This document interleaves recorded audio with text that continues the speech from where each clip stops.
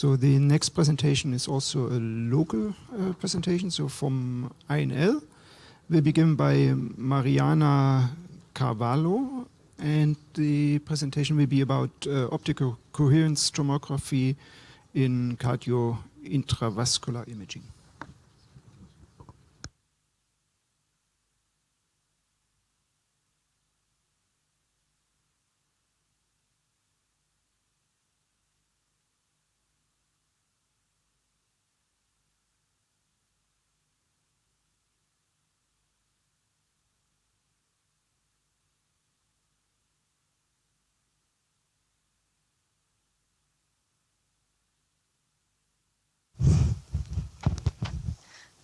Hi, hello, good evening.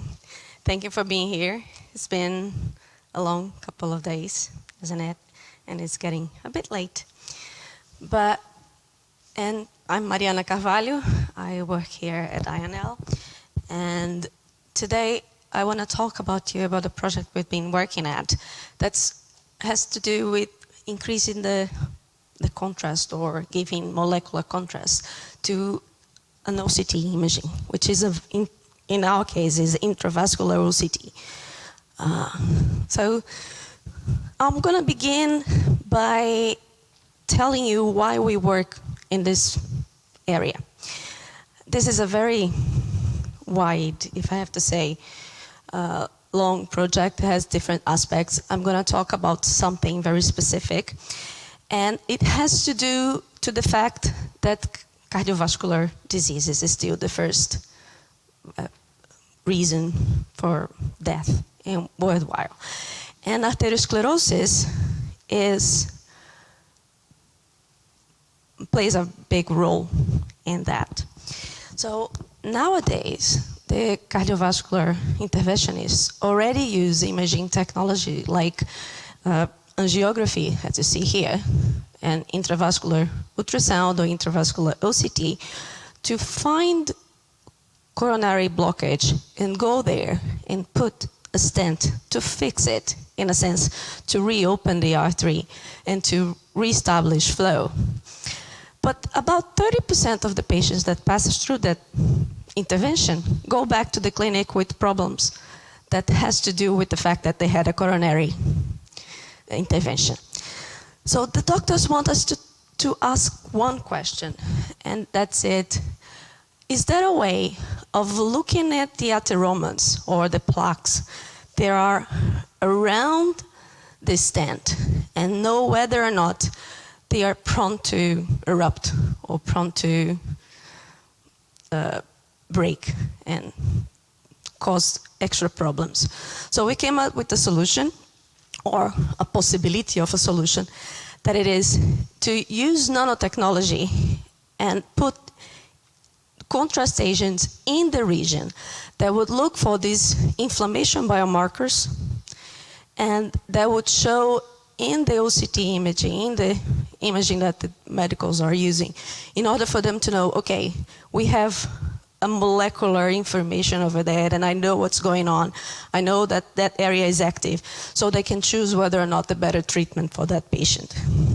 So, but first, I want to remember that we are looking inside the arteries, inside the human, from inside out. And I want to do it fast. I want to do very fast. So I'm looking only to the first layer of cells inside the artery, so the endothelium. So the idea is to find local in situ biomarkers and put our nanoprobe in there. Okay, so it has to be fast and it has to be localized. So the problem is not an easy one, and we're still in the proof of concept stage. And first, we wanted to answer, do we have endothelium in our samples?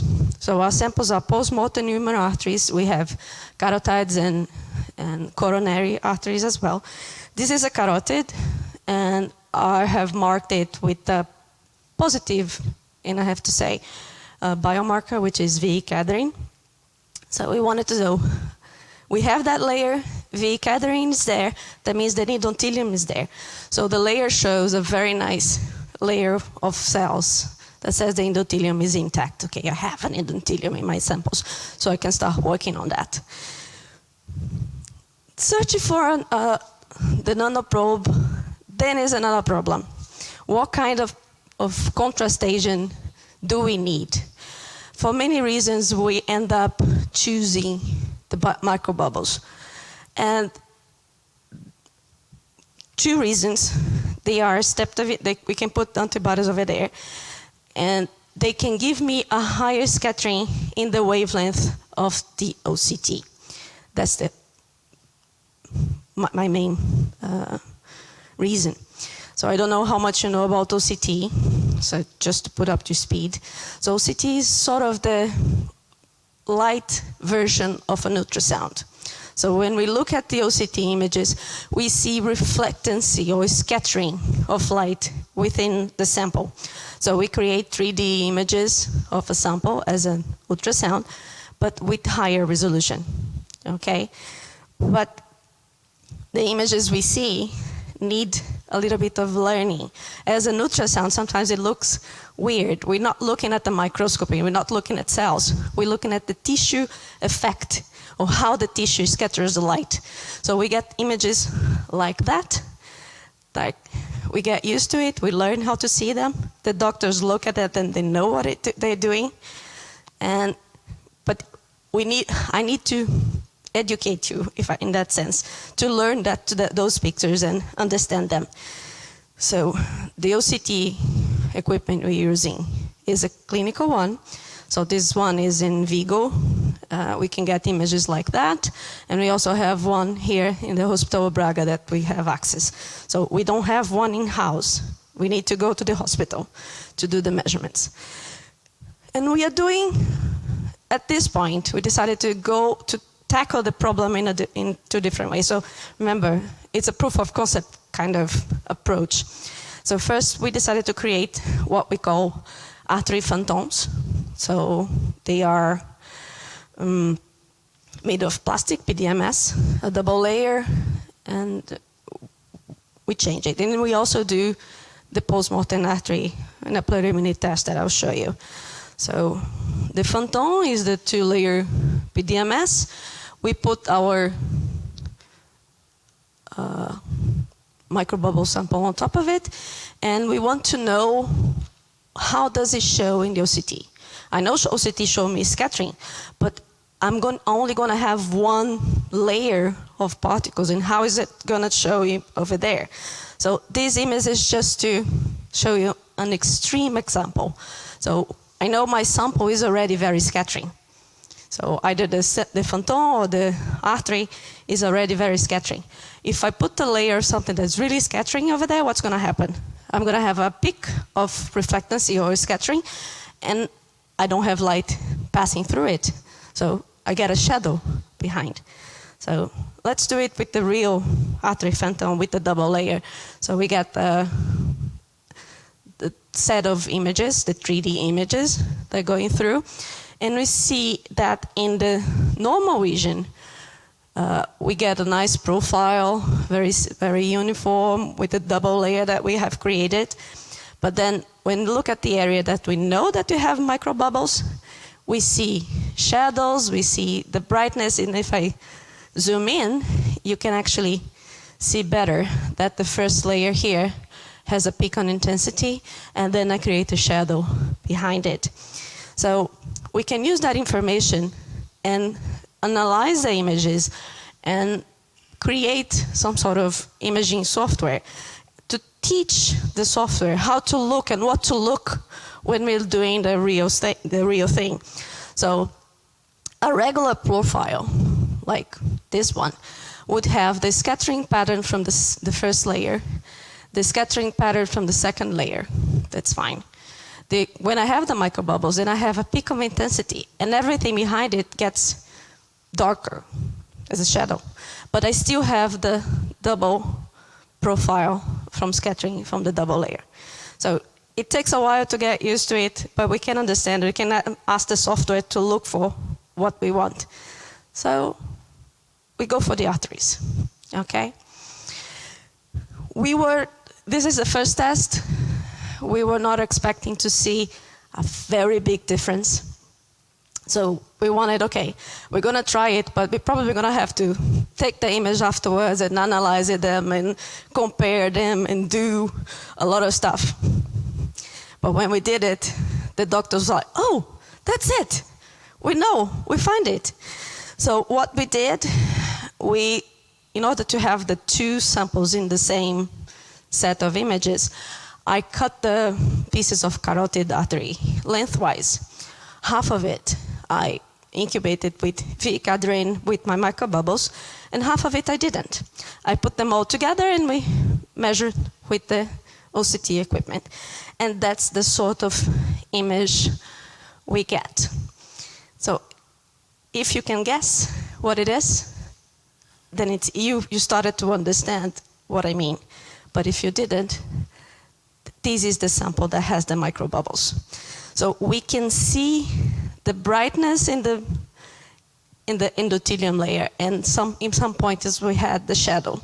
So that made us really happy, because that means we are actually going in a good way.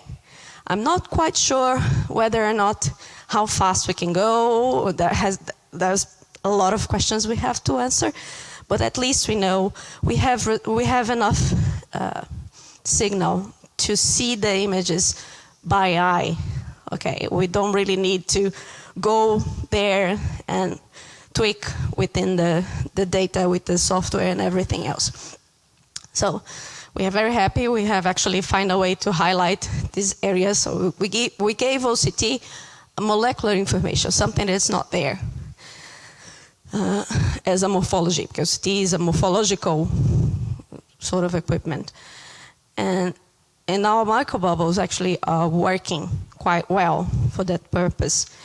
They are ultrasound contrast agents, so they might be useful as well for the intravascular ultrasound, but we're going to stick with the OCT. There's still a lot to be done, so we still need to quantify how low we can go. For that's why one of the reasons we're working in the Phantom, and we want to quantify how many bubbles we can identify, and then teach the software, teach the imaging analysis software to do so. We still can modify the microbubbles to make it better, to make it more scattering for the OCT, change it, put it extra layers in the shell, and work better in the artery test itself. So how do we do the testing? Ideally, I would like to do the test like get one sample, image it, put the bubbles on it, and then image again. So this is a work in progress. There is a huge group working on that. I would like to give special thanks to my master students, Sarah and João. Also, the medicals in Vigo and in Braga, here in Braga, and Hospital de Braga, that give us a lot of help, the time, the machine, so we can use. And the XME group in German that kindly make the bubbles for us and let us use it. So thank you.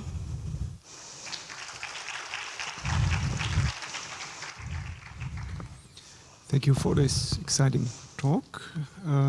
Questions? We should have time for one question. I have I know OCT from dermatology, but I look at melanoma also. Could you also use other probes than microbubbles? So, for example, some more heavy elements? Or? Well, ideally, what we want is to increase. We need to get scattering. So, and we are dealing with the near infrared in this case. So dermatology sometimes uses, in the eye, OCT is very used for the ophthalmology. So they use around 800 nanometers.